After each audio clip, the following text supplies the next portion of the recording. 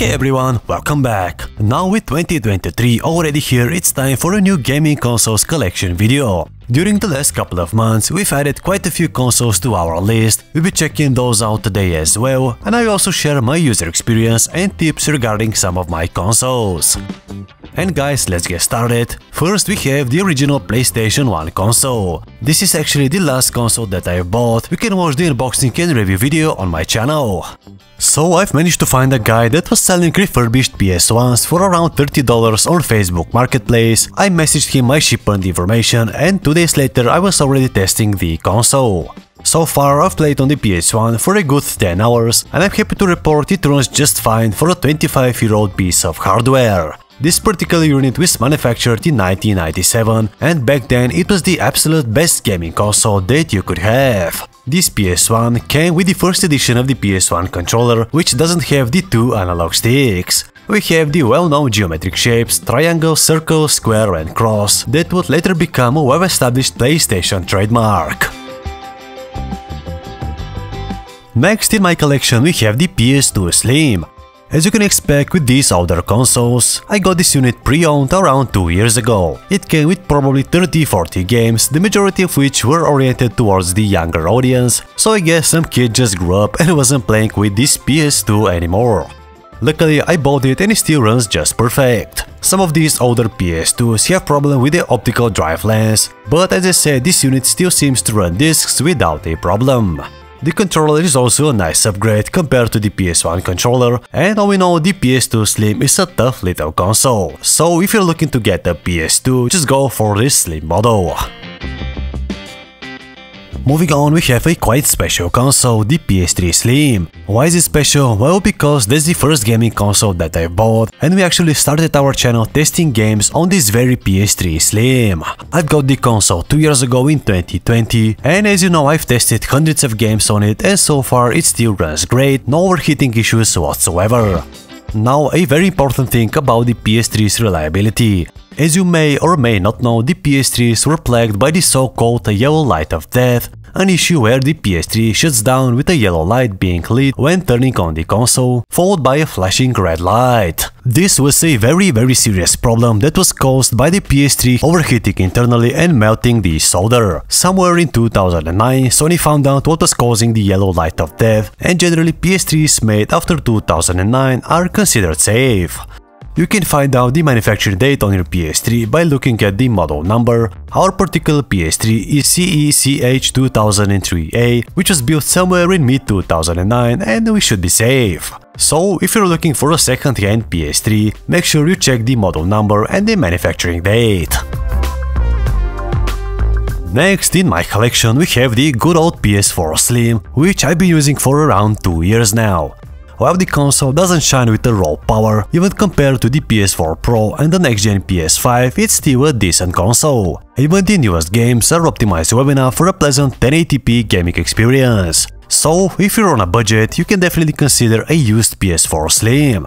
The console still holds up pretty well, is very reliable and will be supported for at least 5-6 more years.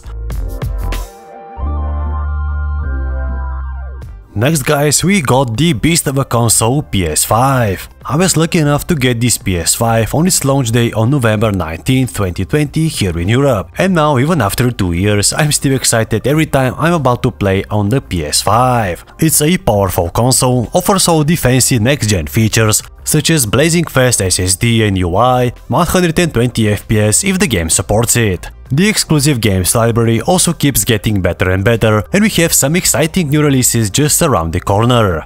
Adding to the whole next-gen experience is the all-new DualSense controller, which has been amazing so far. The haptic feedback and the adaptive triggers really make the whole gaming experience much more immersive.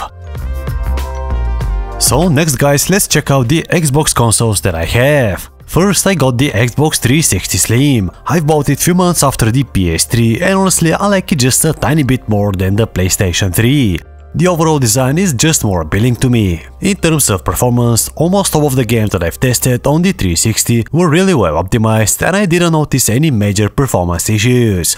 All in all, a very solid and reliable console, runs pretty quiet too. What I liked most about the Xbox 360 is the controller. It just fits really nice in my hands, it's a solid and well built, so good job on that. Continuing on, we have the original Xbox One. Now I've got this unit very cheap for around $100. I did a bit of dust cleaning, thermal paste replacement, and the console still runs cool and quiet as it used to when it was brand new. I've tested plenty of games on this Xbox One Fat and it really shows its age, but again, considering its price, its performance is fairly decent. If you just want to try the console gaming experience and you're on a budget, the Xbox One Fat is definitely an option you can consider. In my opinion, it runs quieter and cooler than its main rival, which is the PS4 Fat. Next in my collection I have the Xbox One S. Compared to the original Xbox One, the One S offers quite a few improvements. It's smaller, runs quieter, and most importantly, it supports HDR and 4K media playback. I got this console for around $150, which is a very good price, and I got an excellent little console that's quite capable as well. Regarding the design, I'm quite happy Xbox are still sticking to this minimalistic and non-intrusive design that pretty much fits almost any gaming setup or TV cabinet. And last but not least, we got the Xbox Series S, which is the latest Xbox console that we've added to our collection.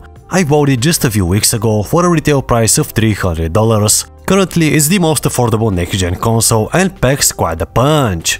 It's the smallest Xbox console ever made, we got a fast SSD, the console is just so quiet you can barely hear it. The only downside is that it doesn't really target 4K, but at 1440p it still gives a nice image quality. Depending on the game, it also supports 120 FPS. It might be an unpopular opinion, but right now I find myself using the Series S much more often than the PS5.